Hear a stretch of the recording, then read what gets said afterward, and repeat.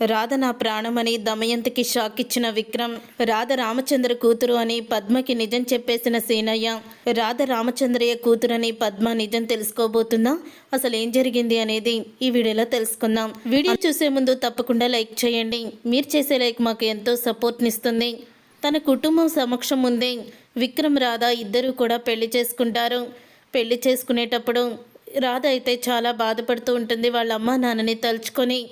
ఇక దగ్గరుండి రామచంద్రయ్య తన కూతురు పెళ్ళి తన చేతుల మీదుగానే జరిపిస్తాడు. పెళ్లి తంతు పూర్తయిన తర్వాత ఇక అందరి దగ్గర ఆశీర్వాదం తీసుకుంటూ ఉండగా అప్పుడు ఇక రామచంద్రయ్య దగ్గరికి వచ్చి ఆశీర్వాదం తీసుకుంటూ ఉంటారు విక్రమ్ రాధ ఇద్దరు కూడా. సరిగ్గా ఆశీర్వాదం తీసుకునేటప్పుడు విక్రమ్ ముఖాన్ని చూసేస్తుంది దమయంతి.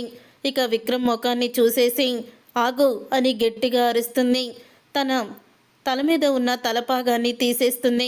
అలా తీయడంతో పెళ్లి కొడుకుగా ఉన్న విక్రమ్ అందరికీ కూడా కనిపిస్తాడు. రాధని పెళ్లి చేసుకుంది విక్రమ్ అని తెలుసుకొని కుటుంబం మొత్తం అందరూ కూడా షాక్ అయిపోతూ ఉంటారు. అప్పుడే ఇక అడుగుతూ ఉంటుంది విక్రమ్ తల్లి సునంద అయితే, ఏంట్రా ఇదంతా? నువ్వు రాధని పెళ్లి చేసుకోవడం ఏంటి? అసలు నీకేమైంది? నీకు ప్రియాతో ఎంగేజ్మెంట్ అన్నీ కూడా డేట్ ఫిక్స్ చేశాం కదా, నువ్వు కూడా ప్రియాని పెళ్లి చేసుకుంటానని చెప్పావు కదా, మళ్ళీ రాధ మెడలో ఎందుకు తాళి కట్టావు అని అడుగుతూ ఉంటే అప్పుడే ఇక ఆ మాట విని రాధ నేను ప్రేమించుకున్నాము, మేమిద్దరం కూడా పెళ్లి పెళ్లి చేసుకున్నాము అని అంటూ ఉంటాడు విక్రమ్. ఆ మాట విని ఒక్కసారే షాక్ అయిపోతూ ఉంటారు అందరూ కూడా.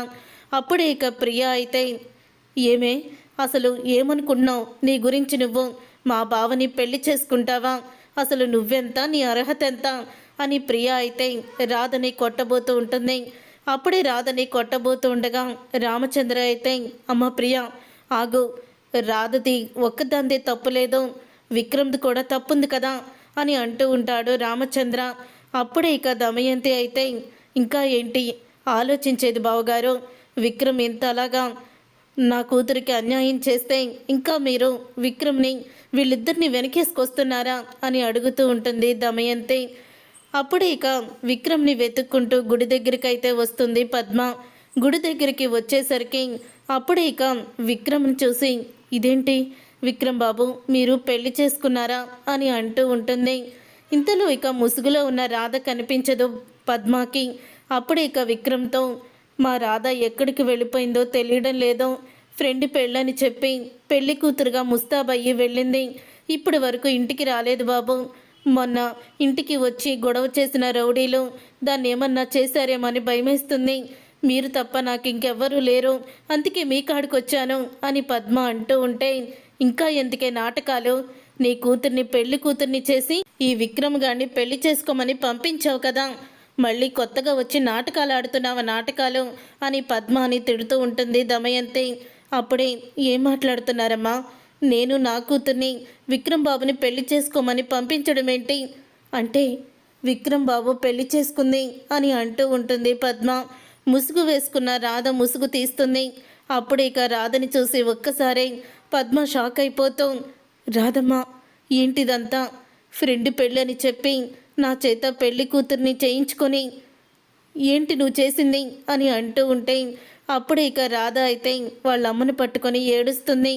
ఇక రాధ ఏడుస్తుంది చూసిన విక్రమ్ అయితే అంటూ ఉంటాడు, నేను రాధ ప్రేమించుకున్నామండి, మా పెళ్ళికి మీరెవరూ ఒప్పుకోరని ఇలా దొంగ పెళ్లి చేసుకోవాల్సి వచ్చింది అని విక్రమ్ అంటూ ఉంటాడు. అది విని ఇక పద్మ అయితే షాక్ అయిపోతూ ఉంటుంది. ఇక ఆపుతావా విక్రమ్ కృష్ణ? ఏంటి దొంగ పెళ్లి చేసుకున్నారా? ఇది దొంగ పెళ్లి కాబట్టి ఇది చెల్లదు. అసలు ఈ గుడిలో మీకు జరిగింది పెళ్ళే కాదు, దాని మెడలోది తాళే కాదు, అసలు ఈ పెళ్ళికి ఎటువంటి అర్హత లేదు అని వెంటనే ఇక తాళైతే తెంపబోతూ ఉంటుంది దమయంతి రాధ మెడలో ఉన్న తాళిని. అప్పుడు ఇక విక్రమ్ కృష్ణ ఆపుతాడు. ఇక విక్రమ్ కృష్ణ ఆపి, రాధ మెడలో తాళి తెంపే అర్హత హక్కు మీకు లేదు అని అంటూ ఉంటాడు. ఆ మాట విని దమయంతి షాక్ అయిపోతూ ఉంటుంది. రాధ నా భార్య, తను నా ప్రాణం, తన మెడలో తాళి కట్టి నేను జీవితాంతం తనకి అండగా ఉంటానని మాట ఇచ్చాను, అలాగే ఉంటాను. తన మెడలో తాళి తెంపాలనుకుంటే మాత్రం ఊరుకునే ప్రసక్తే లేదు. మేము మేజర్స్మి, మేము ఇష్టపడి పెళ్లి చేసుకున్నాము అని విక్రమ్ అంటూ ఉంటాడు. అప్పుడే ఇక అది విని దమయంతి అయితే కోపంతో రగిలిపోతూ ఉంటుంది. రే విక్రమ్, నీకేమన్నా పిచ్చి పట్టిందా అని అంటూ ఉంటే, మావయ్య, నేను రాధని ప్రేమించి పెళ్లి చేసుకోవాలనుకున్నాను. రాధ గురించే నేను ఎదురు చూశాను. కానీ ఈలోపే ప్రియాని బలవంతంగా నాకు కట్టబెట్టాలని చూశారు. ఏ రోజు నేను మీకు ఇచ్చిన మాటని కాదనలేదో నిలబెట్టుకున్నాను. కానీ ఈరోజు మాత్రం ఆ మాటని తప్పాను. నన్ను క్షమించండి మావయ్య అని అంటూ ఉంటాడు విక్రమ్. అయితే ఇంతలో ఇక పద్మమ్మ అయితే, ఎంత పని చేసావు రాదమ్మా అని అంటూ ఉంటుంది. నన్ను క్షమించమ్మా అని అంటూ ఉంటే, నిన్ను నేను క్షమించలేను రాదమ్మా. నువ్వు సరిదిద్దుకోలేని తప్పు చేశావు. మా పెంపకాన్ని ఇక్కడ నువ్వు తాకట్టు పెట్టావు. అందరి దృష్టిలో నువ్వు ఒక చెడ్డదానివయ్యావు. మమ్మల్ని చెడ్డవాళ్ళని చేశావు. ఇప్పటికే మీ నాన్న చెయ్యని నేరానికి జైల్లో శిక్ష అనుభవిస్తున్నాడు. ఇప్పుడు నువ్వు ఇలాంటి పని చేశావని అనుకోలేదు అని బాధపడుతూ ఉంటుంది.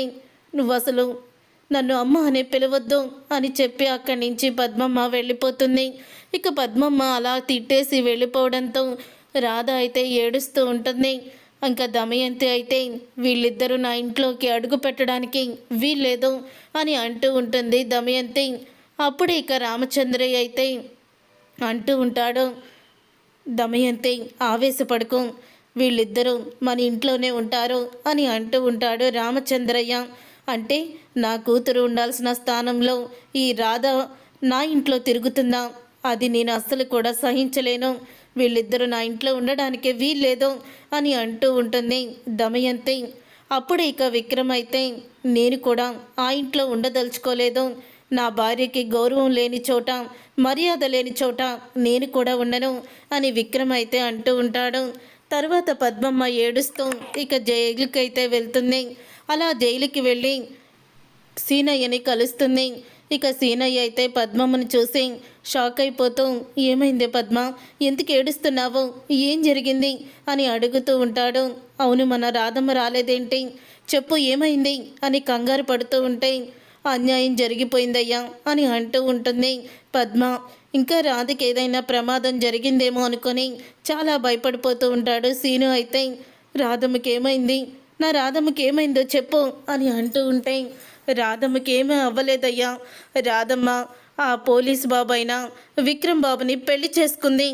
రామచంద్రయ్య దగ్గరుండి దానికి కాళ్ళు కడిగి కన్యాదానం చేయించి పెళ్లి జరిపించాడు అని అంటూ నిజాన్ని బయట పెడుతుంది.